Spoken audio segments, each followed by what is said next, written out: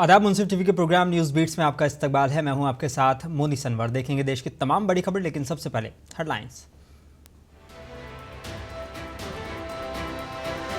पीलीभीत में देहवा नदी पर 23 करोड़ से अधिक की लागत से बनेगा सेतु। लोक निर्माण मंत्री जितिन प्रसाद ने कई योजनाओं का किया लोकार्पण।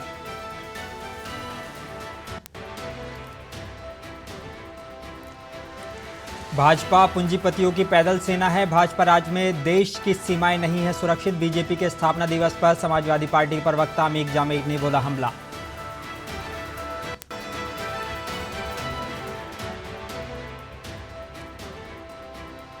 राजस्थान में हर्षोल्लास के साथ मनाया गया भाजपा का स्थापना दिवस। हनुमान जयंती पर धारा 144 लगाने पर राजस्थान सरकार पर जमकर बरसे नेता प्रतिपक्ष राजेंद्र राठौर।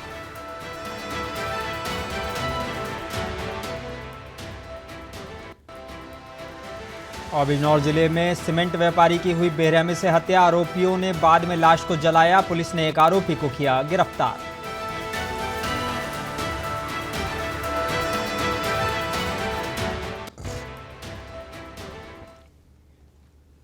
आज शुरुआत करते हैं कुछ अहम और बड़ी खबरों से। और पीलीभीत बीसलपुर विधानसभा क्षेत्र के ग्राम ललौर गुजरानपुर के पास बहने वाली देहवा नदी पर दीर्घ सेतु, जो उत्तर प्रदेश सरकार द्वारा 23 करोड़ से अधिक की लागत से बनेगा, इस सेतु का लोकार्पण और शिलान्यास प्रदेश के लोक निर्माण मंत्री जितिन प्रसाद द्वारा आज किया गया, जिसके तहत ग्राम में कई तैयारियां शुरू हो गई हैं। और प्रदेश के मुख्यमंत्री योगी आदित्यनाथ ने इस पुल की महत्वता जानने के बाद पुल की मंजूरी के लिए लोक निर्माण विभाग के मंत्री जितिन प्रसाद को इसकी कमान सौंपी थी।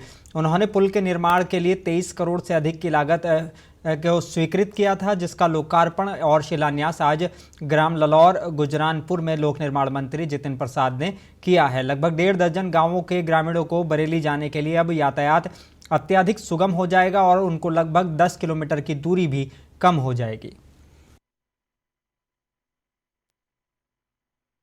माननीय केंद्र सरकार के परिवहन मंत्री गडकरी जी ने स्वीकृति दे दी है और इस क्षेत्र की बहुत बड़ी परियोजना और मांग थी यहाँ के स्थानीय जनप्रतिनिधियों और आम जनता की। बीसलपुर से शाहजहाँपुर के लिए 47 किलोमीटर जो ये सड़क है, ये 4 लेन की स्वीकृति हो गई है। 1590 करोड़ की ये सड़क बनेगी, जो इस क्षेत्र का मैं समझता हूँ लाइफलाइन और कायाकल्प कर देगी।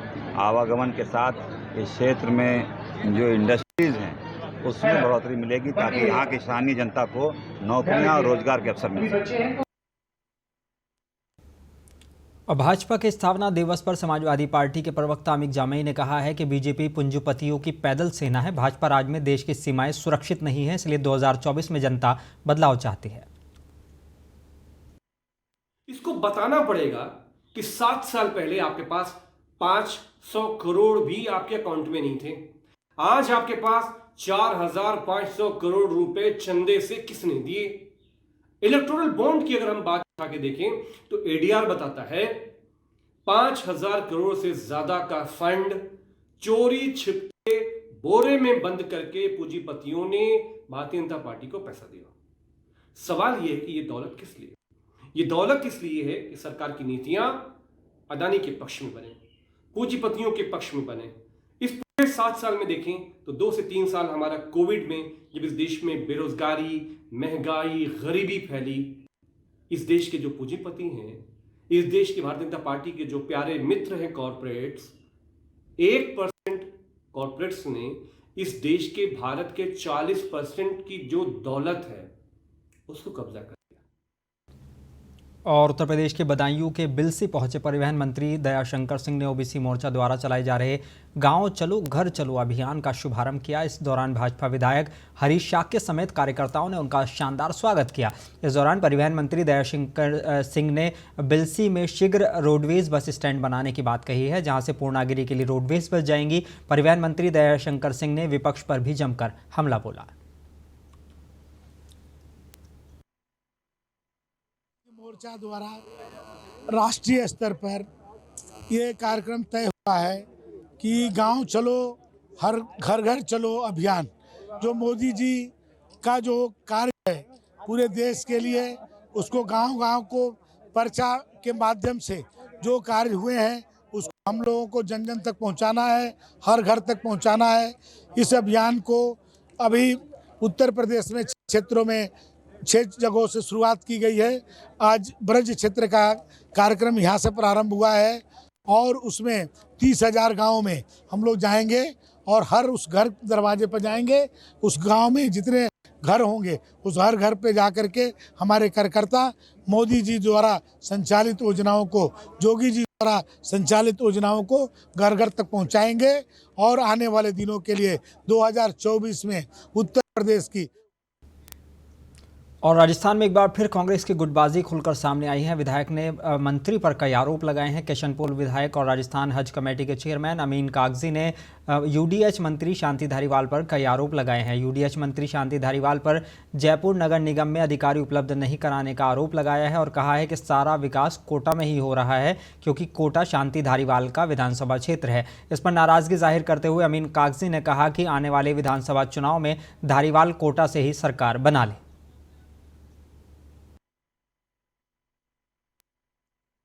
जब यहाँ लोग चिल्लाएंगे ना, ये चिल्ला के जाके वहाँ बूम मारेंगे कोटा में कि हमारा सत्यानाश कर दिया शांति धारीवाल ने। राजधानी का मैसेज जाता है। एक मीटिंग मिली, प्रभारी मंत्री है जयपुर के, बताओ कब ली उन्होंने? इतिहास में है कि 4.5 साल में एक मीटिंग ली हो अधिकारियों के साथ, निगम के अधिकारियों के साथ? सारे विधायकों को बुलाया है क्या? बता दे, रिकॉर्ड में है तो। किस बात की है? निगम बना दिया, हम लोगों ने निगम बनाया, चार एमएलए हमारे, सारा हमारा मेयर हमारा, एक्शन इंजीनियर नहीं देते। ये क्या बात हुई भाई? इसलिए मैं तो मुख्यमंत्री जी से भी आग्रह करूंगा कि ठीक है, मंत्री नंबर 1 है, राजस्थान में काम कर रहे होंगे, हमें तो पता नहीं है राजस्थान में कहाँ काम करा उन्होंने, लेकिन जयपुर में नहीं करा। और कांग्रेस की इस अंदरूनी कलह को लेकर भाजपा ने भी राजस्थान सरकार पर निशाना साधा है। सीपी जोशी ने कांग्रेस के सर्वे को लेकर कहा कि उनका सर्वे तो उनको अपने परिवार सदस्य ज़्यादा अच्छे बता रहे हैं, जो खुद कह रहे हैं कि हम जिन वादों के साथ सरकार में आए हैं वो पूरा नहीं कर पाए। हम सरकार में आए, उन वादों को हम पूरा नहीं कर पाए, किस मुंह से जनता के बीच में जाएंगे? ये हम तो विपक्षी पार्टी होने के नाते कह रहे हैं, लेकिन उन्हीं की पार्टी के विधायक, उन्हीं की सरकार के मंत्री और माननीय मुख्यमंत्री जी के सलाहकार, ये तीनों जनता के बीच में भी, फ्लोर में भी कहा है कि इससे भ्रष्टाचारी और वादा खिलाफी सरकार, इन्होंने हाउस में कहा है। तो निश्चित रूप से है कि जिस सरकार ने अपना जनाधार खो दिया और 4.5 वर्ष सिर्फ कुर्सी बचाने के लिए काम किया, इसके अलावा कोई काम नहीं किया, तो कितना ही सर्वे करा लो, उनको अपने अंतर्मन में पता है कि कितने सीटें आने वाली। परिवार और भाजपा का स्थापना दिवस राजस्थान में भी हर्षोल्लास के साथ मनाया गया। उस दौरान मीडिया से बात करते हुए नेता प्रतिपक्ष राजेंद्र राठौड़ ने सरकार की मानसिकता पर सवाल उठाए हैं और कहा है कि हनुमान जयंती पर धारा 144 लगाने से सरकार ने अपनी संकीर्ण मानसिकता का परिचय दिया है। वोट की फसल काटने के लिए प्रदेश को सांप्रदायिकता की भट्टी में झोंक दिया। राठौड़ ने सीएम पर कटाक्ष करते हुए कहा कि प्रदेश में इंडियन पीनल कोड नहीं, गहलोत पीनल कोड चल रहा है। मंत्री जी ने अपने वक्तव्यों में देश में बादशाही मानसिकता की ताकतों को उखाड़ फेंकने का संकल्प दिलाया है कार्यकर्ताओं को। आज के दिन राजस्थान जिस प्रकार की बादशाही मानसिकता के शासन हो रहा है, उसको उखाड़ फेंकने का संकल्प भी हमारे कार्यकर्ता ले रहे हैं। हनुमान जयंती का शुभ अवसर है, पर दुर्भाग्य है कि हनुमान जयंती में इस बार फिर सरकार ने अपनी संकीर्ण मानसिकता का परिचय देकर एक बार धारा 144 लगाई, डीजे पर पाबंदी लगाई। हनुमान जी के गुणगान पर जो सरकार ऐतराज कर रही है, उस सरकार का अध्ययन भी भारतीय जनता पार्टी का हनुमान के रूप में जो कार्यकर्ता उनको मन में संजोए रखता है, वही इस सरकार का अध्ययन करेगा। आने वाला समय हमारे सब के लिए संकल्प का समय है और आज के दिन हम सब लोग इस कांग्रेस कुराज को, जिसने वोट की फसल काटने के लिए पूरे राजस्थान को सांप्रदायिकता की भट्टी में झोंक दिया, उसको उखाड़ फेंकने का संकल्प है। और अजमेर संभागीय आयुक्त भंवरलाल मेहरा के कार्यालय में कार्यरत सहायक प्रशासनिक अधिकारी कम रीडर याकूब बख्श को भ्रष्टाचार निरोधक ब्यूरो की टीम ने 95,000 रुपये रिश्वत लेते हुए गिरफ्तार किया है। सजा की अपील में निर्णय फेवर में करने के लिए रिश्वत मांगी गई थी। आरोपी रीडर 5,000 रुपये पहले ही ले चुका है।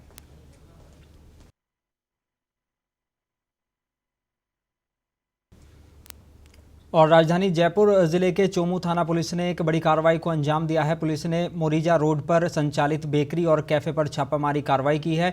इस कार्रवाई के बाद कैफे संचालकों में हड़कंप मच गया है। पुलिस ने मोरीजा रोड पर 2 कैफे पर कार्रवाई करते हुए 2 संचालकों को गिरफ्तार किया है। कैफे की आड़ में इन बेकरी और कैफे में अनैतिक गतिविधियां चलने की सूचना पुलिस को लगातार मिल रही थी, जिसके बाद पुलिस ने इस कार्रवाई को अंजाम दिया है। कैफे पर कई शराब और बियर की बोतलें भी बरामद की गई हैं।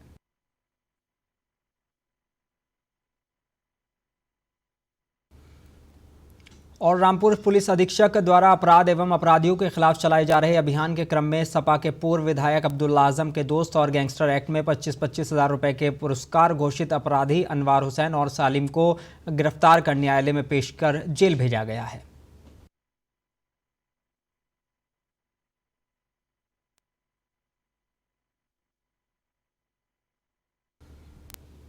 और रामपुर थाना टांडा पुलिस ने चेकिंग के दौरान एक ट्रक से 720 पेटी 55 लाख रुपए की अवैध अंग्रेजी शराब बरामद की है, जिसमें फर्जी नंबर प्लेट लगा 14 टायरा ट्रक के साथ 2 अभियुक्तों को गिरफ्तार किया गया है। टांडा पुलिस को सूचना मिली थी कि एक ट्रक भगतपुर मुरादाबाद की ओर से टांडा सवार की ओर जा रहा है, जिसमें भारी मात्रा में अवैध शराब की पेटियां भरी हुई थी और इस अवैध शराब को सवार टांडा उपचुनाव में प्रयोग किया जाएगा। जिसके बाद पुलिस ने कार्रवाई करते हुए ट्रक को पकड़कर आरोपी को गिरफ्तार किया है। उसे अटैचमेंट कहते हैं। जो इन्होंने अवैध संपत्ति कमाई है गैंगस्टर कृत्य करके, उसको 14(1) में हम लोग पूर्ण करते हैं। उसका वेरिफिकेशन चल रहा है कि चल जो भी संपत्ति है उसको वेरीफाई करके इनके नाम की होनी चाहिए, इनके थोड़ा कमाई होनी चाहिए, उसमें इनके पिताजी की ना हो, कोई इंडस्ट्रियल प्रॉपर्टी ना हो, ऐसा करके उसको बहुत वेरीफाई करना पड़ता है। और बिजनौर जिले के थाना नगीना के जंगल में एक सीमेंट व्यापारी की जली हुई लाश मिलने से हड़कंप मच गया है। बता दें कि मृतक व्यापारी घर से पूजा अर्चना करने मंदिर गए थे। पुलिस से मिली जानकारी के मुताबिक समाज के सामने अपनी बदनामी को बदनुमा दाग छिपाने के चक्कर में गांव के ही 2 भाइयों ने सीमेंट व्यापारी की बड़ी बेरहमी से हत्या की वारदात को अंजाम दिया और लाश की शिनाख्त छुपाने के चक्कर में लाश को जलाकर जंगल में फेंक दिया। परिवार वालों की तहरीर के मुताबिक पुलिस के अफसरों ने एक आरोपी को गिरफ्तार कर लिया है, जिससे गहनता से जांच की जा रही है। लगभग 8 बजे नगीना पुलिस को एक सूचना प्राप्त हुई कि बलराज चौहान जो कि बरहाला गांव के रहने वाले हैं, उनकी डेड बॉडी गन्ने के खेत में पेड़ के नीचे अर्धतलीय अवस्था में मिली है। पुलिस तत्काल मौके पर पहुंची। घटनास्थल का निरीक्षण वरिष्ठ पुलिस अधिकारियों द्वारा किया गया। डेड बॉडी कब्जे में लेकर पोस्टमार्टम हेतु मॉर्चरी भेजा गया। बलराज सिंह मृतक की पत्नी ने एक लिखित तहरीर दी है, जिसमें उन्हें गाँव के ही उन्होंने विजय सिंह तथा उनके भाई पवन पर हत्या का आरोप लगाया है। उन्होंने ये भी कहा है कि उनके पति ने, मृतक बलराज ने 2-3 दिवस पूर्व और बिजनौर में एक 22 वर्षीय युवक की धारदार हथियार से गला रेतकर निर्मम हत्या कर दी गई, जिसके बाद मृतक के परिजनों में कोहराम मच गया। बेटे की हत्या से गुस्साए परिजनों ने सड़क जाम कर हंगामा किया। उधर पुलिस भी मृतक के परिजनों के साथ घटनास्थल पर पहुंची और मृतक युवक अंकित के शव को कब्जे में लेकर पोस्टमार्टम के लिए भेज दिया है। मृतक के पिता ने 3 नामजद सहित अज्ञात के खिलाफ हत्या का आरोप लगाया है और सभी को फांसी दिलाई जाने की मांग की है। वहीं पुलिस का कहना है कि अंकित के हत्यारे मुकेश को गिरफ्तार कर लिया गया है। हत्यारे मुकेश ने अपना जुर्म कबूलते हुए बताया कि उसने पैसों के लेन देन को लेकर अंकित की हत्या की थी। शाम को चांदपुर पुलिस को एक सूचना प्राप्त हुई कि अंकित नामक एक युवक की डेड बॉडी मुकेश की दुकान में मिली है। पुलिस तत्काल मौके पर पहुंची। अंकित के परिजनों को सूचना दी गई। डेड बॉडी को कब्जे में लेकर पोस्टमार्टम हेतु मॉर्चरी भेजा गया। मुकेश को हिरासत में लिया गया। मुकेश ने पूछताछ में बताया कि उसका मृतक अंकित के साथ पैसों का लेन देन था। इसी कारण उसने अंकित को अपनी दुकान पर बुलाकर उसकी और सहारनपुर में अवैध हथियार हाथ में लेकर वीडियो बनाने और फिर उसे सोशल मीडिया पर डालने का चलन लगातार बढ़ता जा रहा है। ऐसा ही एक वीडियो नकुड़ थाना क्षेत्र के सामने आया है। यहां एक युवक हाथ में अवैध हथियार लेकर फायरिंग करता साफ दिखाई दे रहा है। वीडियो सोशल मीडिया पर जमकर वायरल हो रहा है। वीडियो थाना नकुड़ के खेड़ा अफगान गांव का बताया जा रहा है। वीडियो में युवक तमंचे में पहले गोली डालता है, फिर हाथ ऊपर उठाकर फायरिंग करता है। वायरल वीडियो को लोग अलग अलग कमेंट कर रहे थे। फिलहाल सहारनपुर की थाना नकुड़ पुलिस ने तत्परता से आरोपी युवक को गिरफ्तार कर लिया है। बता दें कि आरोपी कुछ समय पहले ही यमुनानगर जेल से छूटकर आया था।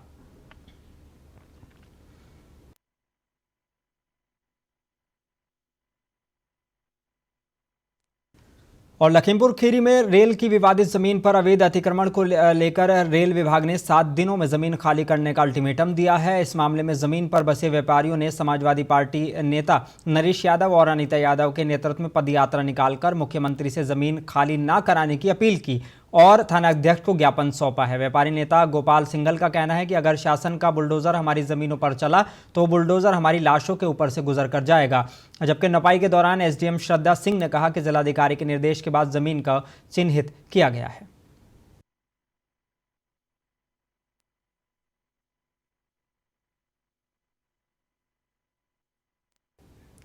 और बांदा जिले में लगातार अवैध खनन जारी है। मुख्यालय से महज 5 किलोमीटर अचरोड खदान में लगातार नदी की जलधारा के बीच से खनन किया जा रहा है। खदान से निकलने वाले ओवरलोड ट्रकों की वजह से आए दिन हादसे होते हैं। इसके अलावा खनन माफियाओं द्वारा एनजीटी के नियमों की लगातार धज्जियां उड़ाई जा रही हैं। खनन माफियाओं ने नदी के बीच जलधारा में अवैध पुल भी बनाया हुआ है। आनंद त्रिपाठी उर्फ बब्बू त्रिपाठी के नाम अचरोड खदान आवंटित है, लेकिन लगातार अवैध खनन की आड़ में अवैध खनन किया जा रहा है और प्रशासन खामोश बना हुआ है।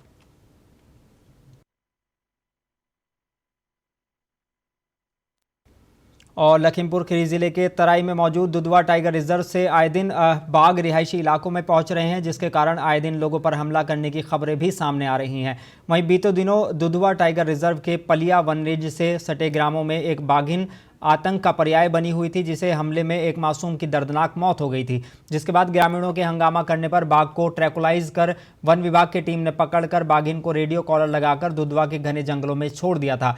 जिसके बावजूद भी कॉलर लगी बाघिन एक बार फिर जंगल से सटे ग्रामीण इलाकों में दिखाई देने से ग्रामीणों में दहशत का माहौल था।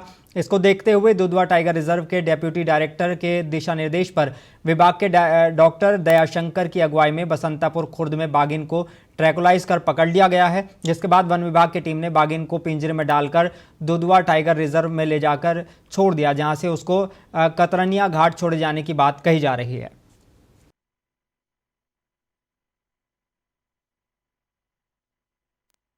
और मुरादाबाद जिले के मुंडापांडे थाना क्षेत्र के हाला नगला गांव निवासी महिला कविता अपने छोटे बच्चों के साथ आर्थिक तंगी के हालात में गांव में रहकर ही जीवन यापन करने को मजबूर है, जिसके चलते आज कविता के घर का राशन खत्म हो गया और घर पर खाना ना मिलने और परिवार भूखा रहने की सूचना मुंडापांडे पुलिस को मिली। तो मुंडापांडा थाना अध्यक्ष रविंद्र प्रताप सिंह ने एंटी रोमियो टीम को मौके पर भेजकर गरीब परिवार को थाने बुलाया। थाने अध्यक्ष रविंद्र प्रताप सिंह ने गरीब परिवार से आर्थिक तंगी के हालात जानकर अपने पास से 1 महीने का राशन देकर गरीब कविता महिला के परिवार की मदद की और आगे भी किसी भी प्रकार की मदद की बात उन्होंने कही है। अगर इस तरह की मदद की ज़रूरत होती है तो वो आगे भी ऐसे लोगों के लिए मदद के लिए खड़े रहेंगे।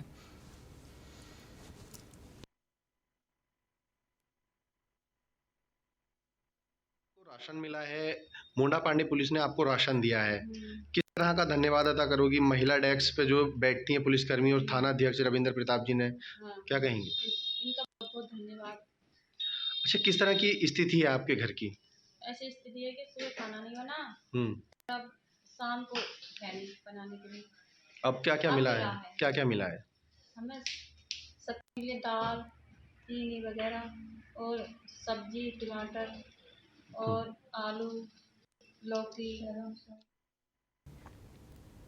और आखिर में एक बार फिर नजर डालेंगे हेडलाइंस पर।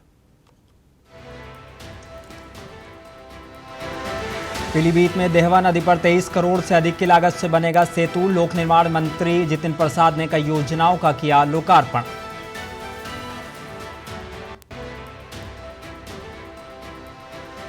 भाजपा पूंजीपतियों की पैदल सेना है। भाजपा राज में देश की सीमाएं नहीं है सुरक्षित। बीजेपी के स्थापना दिवस पर समाजवादी पार्टी के प्रवक्ता अमित जामिग ने बोला हमला।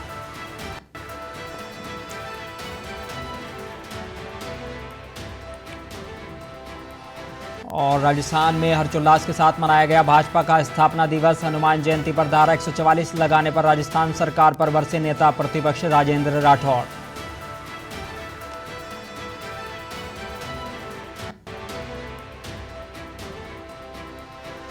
बिजनौर जिले में सीमेंट व्यापारी की हुई बेरहमी से हत्या। आरोपियों ने बाद में लाश को जलाया। पुलिस ने एक आरोपी को किया गिरफ्तार।